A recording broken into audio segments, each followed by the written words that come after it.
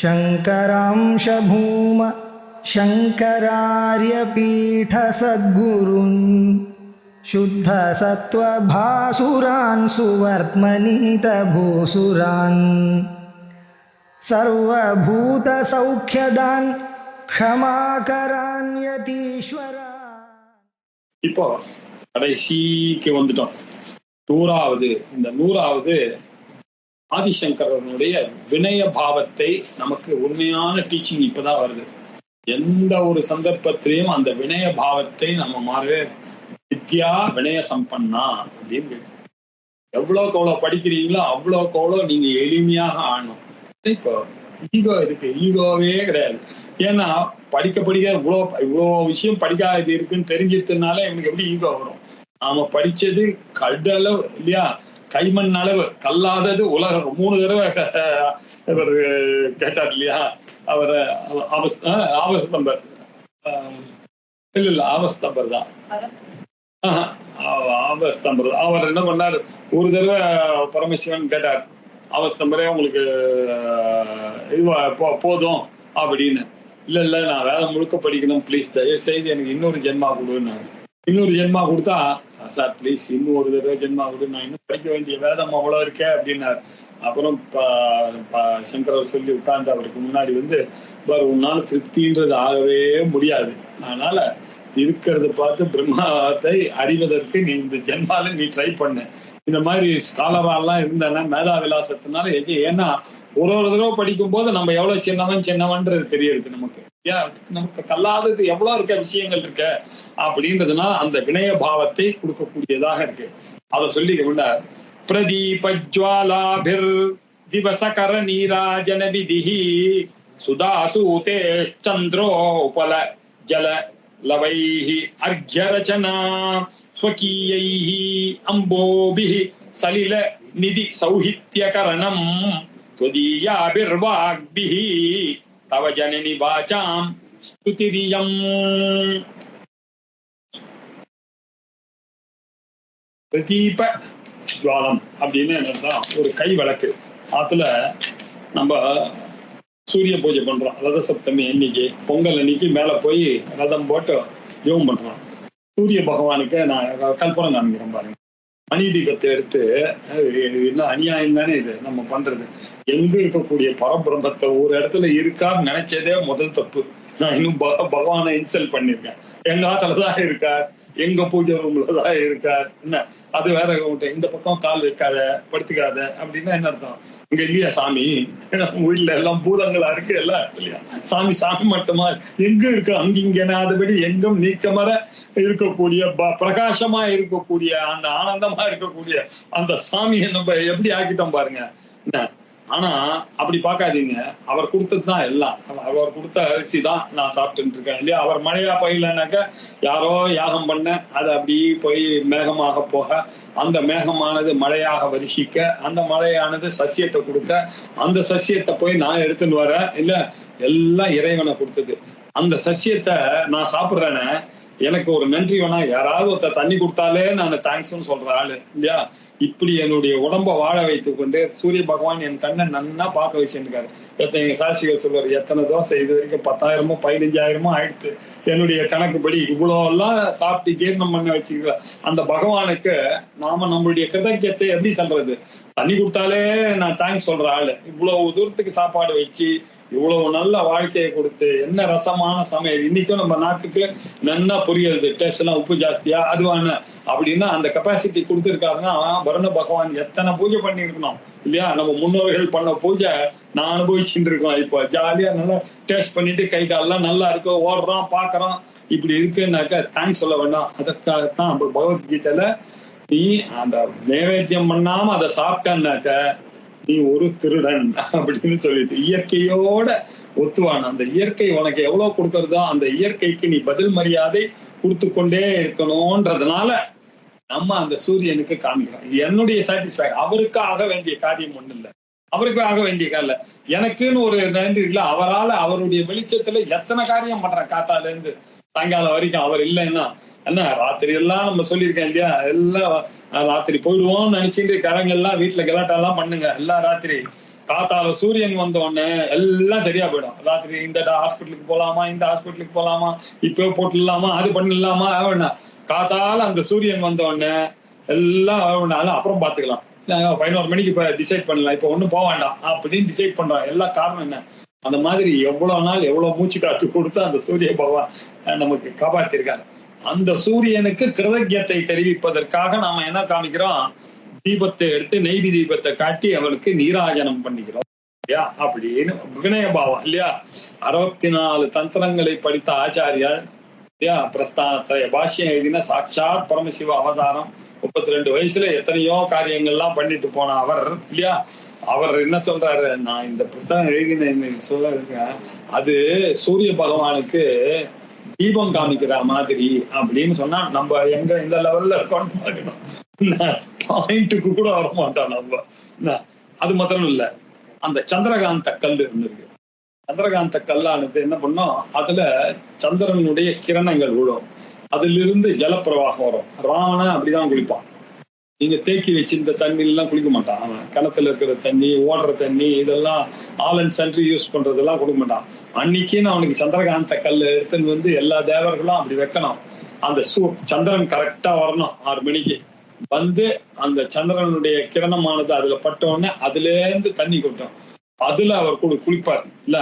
அவர் குளிக்கும் போது குளிச்சுட்டு வெளியில வரும்போது போகும்போது என்ன தெரியுமா பண்ணா? அவர் குளிக்கிறதுக்கு கொஞ்சம் வேத்து கொட்டின்னு குளிக்கிறதுக்கு போறாருல்ல, அப்ப இந்த வாயு பகவான் கொஞ்சமா தான் அடிக்கணும். வாசனைகள்லாம் ரொம்ப அடிக்கக்கூடாது. பூவெல்லாம் என்ன பண்ணா அந்த திக்தேவதைகள்லாம் பூவை ரொம்ப மலரும்படி வாசனை பண்ண. அவர் குளிச்சுட்டு வராரு பாருங்க, வரும் பொழுது அது கரெக்டா அந்த வாசனை வரணும். அந்த காத்தானது அப்படி அடிக்கணும். அந்த சந்திரன் அவர் பார்ப்பார், அப்படி போவாராம். அவர் பின்னாடி எல்லா தேவர்கள்லாம் கையை கட்டின்னு போன உடனே அந்த படிக்கட்டுல அந்த புறத்துக்கு ஏறி அப்படி ஒரு திரும்பி பாப்பாராம். பார்த்தா அப்பா பொழைச்சோன்னு எல்லாம் மோடி வந்துட்டு போனான்னு அந்த போலீஸ்காரர்களுக்கு எல்லாம் ஒரு ரிலீஃப் வருது பாருங்க. அந்த மாதிரி தேவர்கள் எல்லாம் அவருடைய கண்ட்ரோல்ல இருக்கான், ராவணனுடைய கண்ட்ரோல்ல. அப்படி சந்திரன் என்ன பண்ண, டெய்லி அவருக்கு ஃப்ரெஷ் வாட்டர் கொடுக்கணும்ல, அவர் கொடுக்கும்போது பார்த்து கொடுக்கணும். அவருக்கு அந்த 5:30 மணிக்கு குளிச்சாருன்னா அதுக்கேற்ற சூடுல பண்ணி கொள்ளணும். வெயில் காலமா இருந்ததுன்னா சில்லுன்னு இருக்கணும், அது குளிர்காலமா இருந்ததுன்னா கொஞ்சம் சூடா கொடுக்கணும். இவ்வளவு இதெல்லாம் பண்ணக்கூடியது என்ன?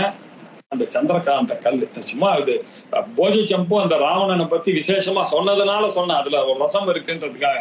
நமக்கு இப்ப பாயிண்ட் என்னன்னா, சந்திரகாந்த கல்லுல சூரிய கிரணம் சந்திர கிரணங்கள் பண்ணிடுதுன்னா அதுல இருந்து தண்ணி வரும். சூரியகாந்த கல்லுல சூரியனுடைய கிரணம் பட்டுதுன்னா அதுல இருந்து நெருப்பு வரும். பூத கண்ணாடிலாம் அந்த சிஸ்டம் தான் இல்லையா? நம்மளுடைய பூத கண்ணாடில சின்ன வயசுல பண்ணுவோம்ல, அதுல இருந்து பார்த்து இந்த பேப்பரை எரிக்க வைப்போமே, அது எப்படி வந்து சூரியகாந்த கல்லுடைய அக்னி வரும், சந்திரகாந்த கல்லுல இருந்து இந்த அமுதமானது வரும்.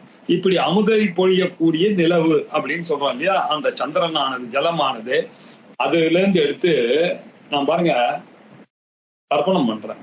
எப்படி அவருக்கு என்ன கேசவம் தப்பியாமி, நாராயணம் தப்பியாமி, மாதவம் டெய்லி யார் கொடுத்தது தண்ணி, யாருக்கு யாரு கொடுக்கறது, அவர் கொடுத்த தண்ணியை வச்சுட்டு அவருக்கே தர்ப்பணம் பண்றிய அப்படின்னு நினைக்கல. தண்ணியை நான் அவ்வளவு யூஸ் பண்றேன், என்னால சாப்பிடறதுக்கு முன்னாடி கில்ட்டியா இருக்க கூடாதுன்னு உங்களுக்கு நான் கொடுக்குறேன், தேங்க்ஸ் கிவிங் அப்படின்னு பேரு. அதுக்கு அர்க்கியம் கொடுக்கற மாதிரி இருக்கு. எது? என்னுடைய இந்த சௌந்தரிய லகரின்னு நான் எழுதின ஸ்லோகம், சூரியனுக்கு எப்படி தீபத்தை காமிக்கிறோமோ அத மாதிரி ஜலத்தை எடுத்துட்டு வருண பகவானுக்கு ஜலத்துல தர்ப்பணம் பண்றோமே அத மாதிரி கிரகண காலத்துல கடலுக்கு போறான். கடலுக்கு போய் அங்க குளிச்சுட்டு கடல்ல இருக்கக்கூடிய நீர்லயே கடல்லையே அதுக்கு அர்க்கியம் கொடுக்க. அவ்வளவு பெரிய கடல். நான் கொடுக்குற அர்க்கியத்தினால ஏதாவது ஆக போறதா, அதுல ஒரு டம்ளர் எடுத்ததுனால குறைய போறதா, நான் என்னாத்துல இருந்து ஒரு டம்ளரை கொண்டு போய் ஆட் பண்ணதுனால ஆக போறதா? ஆபூரியமான மச்சல பிரதிஷ்டமாக இருக்குது அந்த சமுத்திரமானது இல்லையா? அந்த சமுத்திரத்துக்கு நான் கொடுக்குறேன்னா என்ன அர்த்தம் அப்படின்னா, வினய பாவத்துல கொடுக்குறேன் சார், ஏதோ சார் ஏழை சார், என்னால முடிஞ்சது நான் உங்களுக்கு பண்றேன், என்னால இன்னைக்கு அதான் முடிஞ்சது அப்படின்னு சொல்லி அதுக்காக பண்ணணும். என்ன பகவான் என்ன கேட்கிறார்? பத்திரம் புஷ்பம் பலம் தோயம் யோமே பக்தியா பிரயச்சதி. அவருக்கு இதெல்லாம் கவனம், உங்களுடைய பக்திக்கு தான் அங்க வேல்யூ மார்க் போடுவேனே தவிர நீ போடுற பூ எவ்வளவு இருந்தா எனக்கு என்ன, நீ 1000 போட்டதுக்காக உனக்கு அள்ளி கொடுக்க மாட்டேன், நீ 1 போட்டதுனால உன்னை அதை ஒதுக்கி வைக்க மாட்டேன் அப்படின்னு அர்த்தம். பக்தி தான் அங்க தேற்றிட்டு. அப்படின்ற மாதிரி பக்தி தான் கிரைட்டீரியா.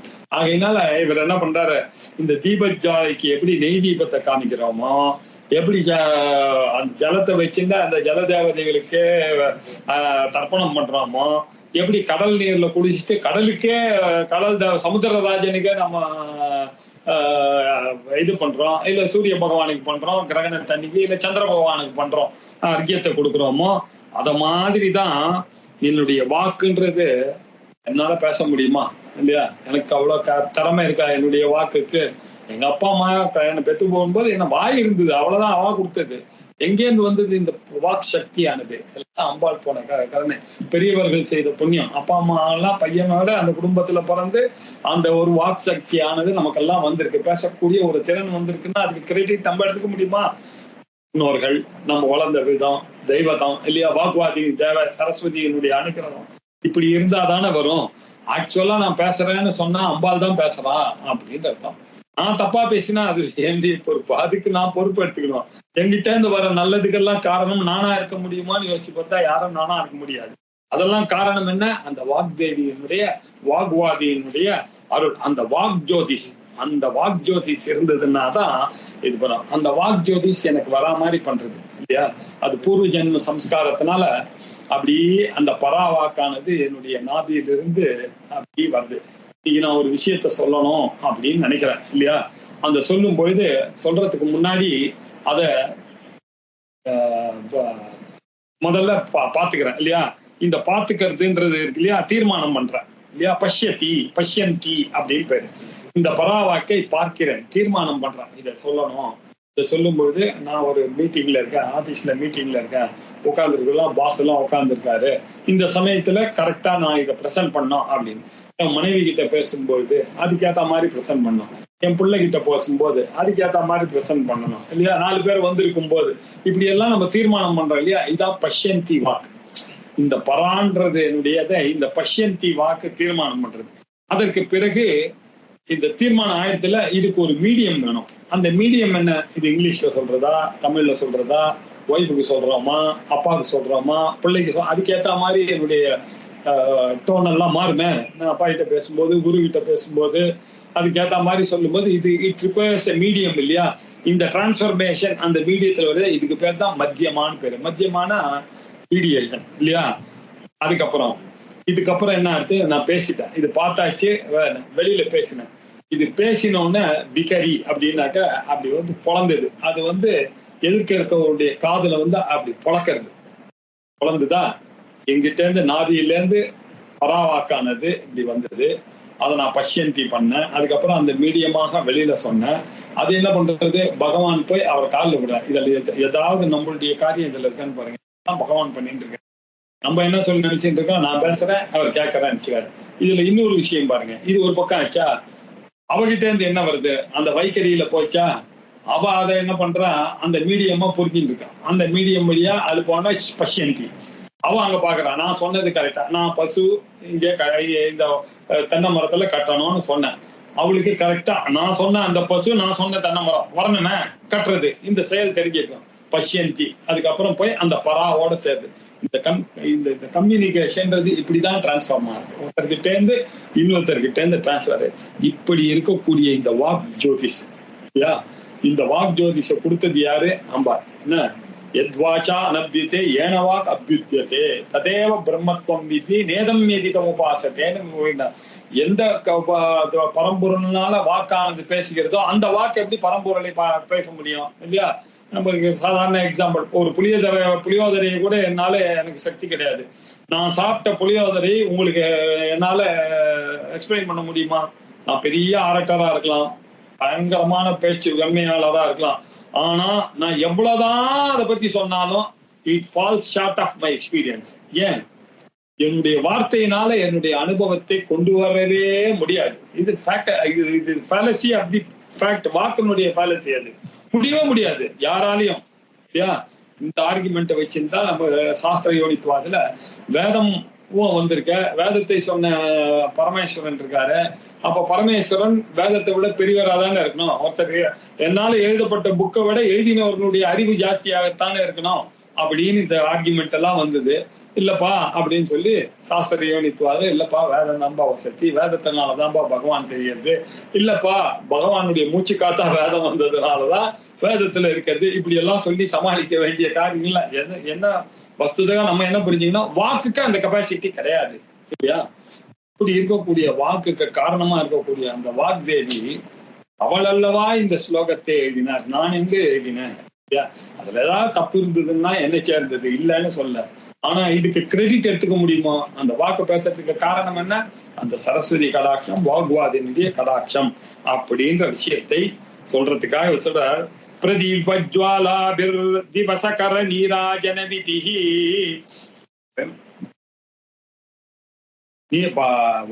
பிரதீப ஜுவாலாபிஹி, பிரதீபம் அப்படின்னாக்க கற்பூர தீப ஜுவாலை இல்ல நெய். இதை நம்ம பிரதீப ஜுவாலாபிஹி திவசகரஹா, திவசம் அப்படின்னா டே அப்படின்னு அர்த்தம், ராத்திரி, திவசம் ராத்திரி. एक दिवसीय अंतरराष्ट्रीय क्रिकेट मैच दिवस डे मैच अर्थम. दिवसकरहा அப்படின்னா யாரு? தேவ பண்றவர் சூரியன், நைட்ட பண்றவர் நிஷாகரஹா சந்திரன் இல்லையா. திவசகரஹா நீராஜன விதிஹி. இந்த தீபஜாலையை கொண்டு சூரியனுக்கு நீராஜனம் செய்யப்படுகின்றதோ இல்ல. அப்புறம் ஸ்வகீயைஹி சந்திரோபலஜலைஹி அப்படின்னாரு. எப்படி சந்திரகாந்த கல்லுல இருந்து துளிக்கக்கூடிய நீர்த்தவளை அமிர்த பெருக்கை சந்திரனுக்கே அர்க்கியம் கொடுக்கிறோம். சுதா சூதே அர்க்கிய ரசனா. சந்திரகாந்த கல்லுல இருந்து சந்திரனுடைய ரேசனால வந்த ஜலத்தை வச்சுட்டு சந்திரனுக்கே நம்ம இது கொடுக்கிறோம், தர்ப்பணம் பண்ற மாதிரி அப்படின்னு அர்க்கியம் கொடுக்கிற மாதிரி. அம்போபிஹி சலில நிதி சௌஹித்ய கரணம். கடல் நீரை கொண்டு கடலுக்கே தர்ப்பணம் பண்றது. அம்போபிஹி சலிலம். சலில நீதினாக்க கடல் இல்லையா. கடல்ல இருக்கக்கூடிய நீரை எடுத்து சௌஹித்யம், சௌஹித்ய கரணம் அப்படின்னாக்க சௌஹித்ய கரணம் தர்ப்பணம் அப்படின்னு தான் இருக்கு. ஆனா காஞ்சி பெரியவர் ஒரு விசேஷமா சொல்றாரு. தர்ப்பணம்னு சௌஹித்ய கரணம்னாக்க ஹிதத்தை பண்ணக்கூடிய, சுட்டு ஹிதமாக எதெல்லாம் பண்றோமோ இல்ல. நம்ம ஒரு பாவங்கள்லாம் போகணும்ன்றதுக்காக கிரகண தண்ணிக்கு சமுத்திர ஸ்நானம் பண்றோம். பாக்கி நேரத்தெல்லாம் சமுத்திர ஸ்நானம் பண்ணக்கூடாது, ஞாபகம் வச்சுக்கணும் இல்லையா. எப்ப பண்ணலாம் சமுத்திர ஸ்நானம் தெரிஞ்சுக்கணும், கிரகணத்துலதான் பண்ணலாம், பாக்கி நாள் எல்லாம் போய் பண்ணக்கூடாது. பையனுக்கு உபநயனம்னா ஒரு நாள் கூப்பிட்டு போய் பண்ணிட்டு வரணும், அது ஒண்ணு இருக்கு. அங்க போய் ஒரு வில்ல போட்டு வரணும்னு பழைய காலத்து சம்பிரதாயம். அது கூட நதியில போடலாம், இல்ல சமுத்திரத்தை போடலாம். நம்ம ஊர்ல சாதாரணமா அப்பதான் போறது வழக்கம், அப்பதான் குளிக்கலாம். சரி, அதை விடுங்க. சௌஹித்ய கரணம்னு சொல்றதுனால இவர் தர்ப்பணம்ன்றதுதான் பிரதானமாக அர்த்தம். அப்படி வச்சுதான் எல்லா வியாக்கியான கர்த்தாலும் பண்ணாங்க. ஆனாலும் அந்த கடல்ல நீராடும் போது கிரகண தண்ணிக்கு நம்ம முழுகிட்டு தானே பண்றோம், குளிச்சிட்டு தானே அப்ப பண்றோம். அதனால சௌஹித்ய கரணம்ன்றது ஸ்நானம்னு எடுத்துட்டாலும் சரியா வரணும்னு என்னுடைய தாழ்மையான அபிப்பிராயம். நம்ம காஞ்சி பெரியவர் அதுல விளையாடிருக்காங்க. ஆதிசங்கரர் வினயமா பேசிருக்காரோ அதே மாதிரி சௌஹித்ய கரணம்னு இப்படியும் எடுத்துக்கலாமே அப்படின்னு சொல்றாரு. கடல் நீரை கொண்டு குளிக்கிற மாதிரி அல்லது கடல் நீரை கொண்டு கடலுக்கே தர்ப்பணம் பண்ற மாதிரி அப்படின்னு. ததா இதான் முக்கியம். துதியாபி வாக்பிஹி. அப்படித்தான் உங்களுடைய வாக்கை கொண்டு நான் பேசுறேன். நானா எழுதினேன் இந்த 100 ஸ்லோகத்துல 59 ஸ்லோகம் நான் எழுதினேன்னு எனக்கு போய் கிரெடிட் கொடுக்குறீங்க. அம்பாள் சொன்னா நான் எழுதினேன், அவ்வளவுதானே தவிர எனக்கு எந்த கிரெடிட்டும் இல்லை. துதியாபிஹி வாக்பிஹி. உண்மையிலேயே யாருடைய ஸ்துதியில தவை எம் ஸ்துதி எனக்கு அவ்வளவு கெப்பாசிட்டி இருக்கான்னு அம்பாளை போகிற அளவுக்கு நான் ஆனானப்பட்ட காளிதாசிலே பயப்படுறோம். கொச்ச சூரிய வம்சா கொச்சமே அல்பாமதி திதீர்ஷிகு துஸ்தரம் மோகாத்து. நான் போய் ராமாயணத்தை எழுதணும்னு ஆசைப்படலாமா? நான் என்ன வால்மீகியா? நானு என்ன அசடி இந்த உலகத்துல போட்டு எனக்கு போய் அப்படி ஆசை வரது நான் போய் எழுதலாமா? நான் போய் எங்கேயாவது ஒரு கவிதை எழுத முடியுமா? நம்ம கவிதை எழுதினா 3 காலம் தெரிஞ்சவனால மட்டும்தான் ஒரு போயம் எழுத முடியும். எனக்கு ஒரு காலமே தெரியாது. எனக்கு நான் கீழே விழுந்தா எனக்கு எப்ப கீழே விழுவோம் எப்ப அடிப்படுறதுன்னு அவ்வளவு ஆசை. நான் போய் கவி எழுதலாமா? நினைக்கூடாது. இருந்தாலும் ஆசை யார விட்டுது சார். அதனால எனக்கும் ஆசையா இருக்கு, வால்மீகி மாதிரி நிறைய உப்பமாவோட எழுதணும் ஆசை இருக்கு. அதுக்காக ரகுவம்சம்னு ஒரு காவியத்தை நான் எழுதுறேன் அப்படின்னு சொன்னான் இல்ல. அப்ப சொன்ன கொச்ச சூரிய வம்சம் சூரிய வம்சம் எவ்வளவு பெருசு. ராமரை பத்தி பேசுறதுக்கே நமக்கு எல்லாம் அருகதை கிடையாது. நாம போய் ராமாயணம் படிக்கிறேன்னு எப்படி சொல்றது அப்படின்னா, இது காலத்துல இதெல்லாம் அதிசயமா போச்சு. சந்தியாவந்தனம் பண்றான் எங்காவது பையன் சொல்றது. அந்த காலத்துல சந்தியாவந்தனம் பண்ணலன்னா அவனை அடிக்கணும், அவனை ஊரை விட்டு தள்ளணும்ன்றது போய் அது ஒரு பெருமையா போச்சு. இப்போ எங்காவது பையன் சந்தியாவந்தனம் அந்த மாதிரி ராமாயணம் படிக்கிறான். ராமாயணம் படிக்காத வீடுன்றது எப்போ இருந்தது? நம்ம முன்னோர்கள் நம்ம 4 தாத்தாக்கு முன்னாடி பாத்தீங்கன்னா ராமாயணம் இல்லாத வீடா இது? எந்த வீட்லயும் ராமாயணம் படிக்காம இல்லை. எந்த காலம் ஆனது அப்படின்னா என்ன அர்த்தம்? இந்த வாக் வன்மையானது வரணும், இந்த ஸ்துதி எல்லாம் வரணும்னா இதெல்லாம் பெரியவர்கள் போட்ட பிச்சையினால வரக்கூடிய தவிர நம்ம எதையும் எழுதலாம் முடியாது. அப்படி இருக்கும் பொழுது நாம ஏதாவது ஒரு கவிதை எழுத முடியுமான்னு அவளே எழுதின்றான்னு தான் அர்த்தம். அப்படி ஏதாவது நமக்கு ஒரு நல்லது வந்து நம்மளுடைய லெக்சர்னால ஒருத்தர் பிரயோஜனப்படுறாருனாக்கா அதுக்கு என்ன அர்த்தம்? யாருக்கு கிரெடிட்? அன்னைக்கு ஈஸ்வர அனுகிரகமானது இருந்தது அப்படின்ற அர்த்தமே தவிர இண்டிவிஜுவலுக்கு எக்காலத்திலயும் கிரெடிட் கிடையாது. அப்படி ஆச்சாரியாலே அப்படி சொல்றாருனாக்க நம்ம எல்லாம் சொல்லக்கூட. இந்த ஸ்துதியானது வாச்சாம் ஸ்துதிரியம். பகவத் பாதாலே என்ன சொல்றார்? தேவியுடைய உன்னால் இயற்றப்பட்டதுமா இந்த ஸ்துதி, நீதான் இதை ஏத்துக்கணும்ன்ற மாதிரி அவருக்கு எடுத்து ரொம்ப அழகாக முடிச்சாரு. தீபஸ்ய அப்படின்னாக்கா கரதீபகாயாஹா அப்படின்னு லட்சுமிதரர். ஜுவாலாபிஹி அப்படின்னாக்கா கலாபிஹி ஒளிக்கதிர்கள் இல்லையா. திவச கரஹா சூரியஹா. நீராஜன விதிஹி தீபாரதி நீராஜனம் காட்டுவது இல்லையா. அப்புறம் ராசா சுதாசூதே சந்திரஸ்ய. சுதாசூதேனாக்கா அமுதை பொழியும் நிலவேன்னு சொல்லலாம். சுதாசூதம்னு சம்ஸ்கிருத பிரயோகம் தான் இது. இந்த சந்திரனுக்கு சந்திர உபலன கல்லு. சந்திர உபலன சந்திரகாந்த கல். சந்திர உபல ஜல லபைஹி அக்யரச்சனா. இதுலயே சந்திரனுக்கு அர்க்கியம் கொடுக்கிற மாதிரி ஸ்வகீயம்போபிஹி அவருடைய நீலை வைத்துக் கொண்டு சலலி நிதி சௌஹித்ய கரணம்.